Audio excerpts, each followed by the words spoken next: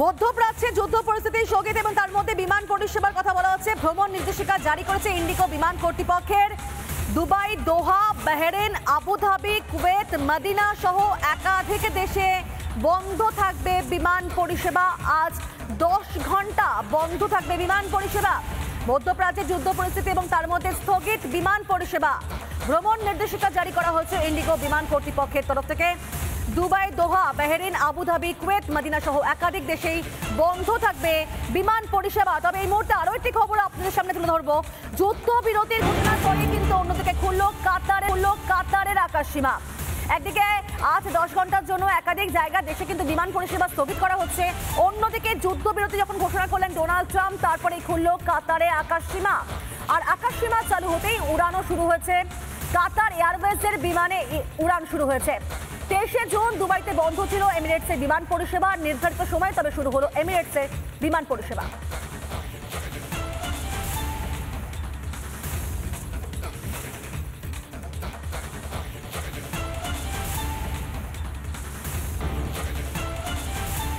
একদিকে যেখানে ইরানের হামলা ইসরায়েলের ওপর, অন্যদিকে মধ্য তেহরান অর্থাৎ যেটা ইরানের রাজধানী, সেই তেহরানে আবার হামলা ইসরায়েলের।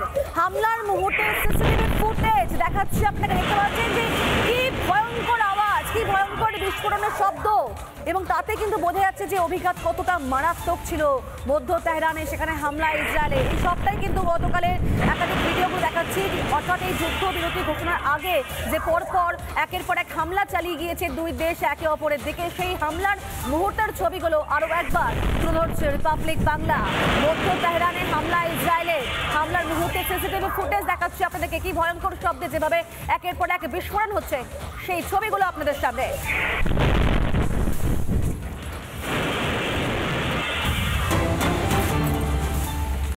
নানা ধরনের কন্টেন্ট দেখার জন্য লাইক করুন, শেয়ার করুন আমাদের ফেসবুক পেজ, সাবস্ক্রাইব করুন আমাদের ইউটিউব চ্যানেল। পাশাপাশি অন্যান্য ব্রেকিং নিউজের জন্য অবশ্যই চোখ রাখুন রিপাবলিক বাংলায়।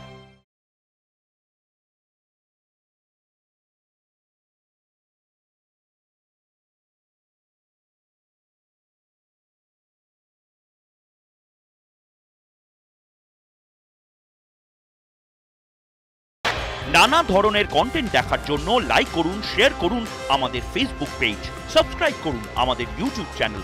পাশাপাশি অন্যান্য ব্রেকিং নিউজের জন্য অবশ্যই চোখ রাখুন রিপাবলিক বাংলায়।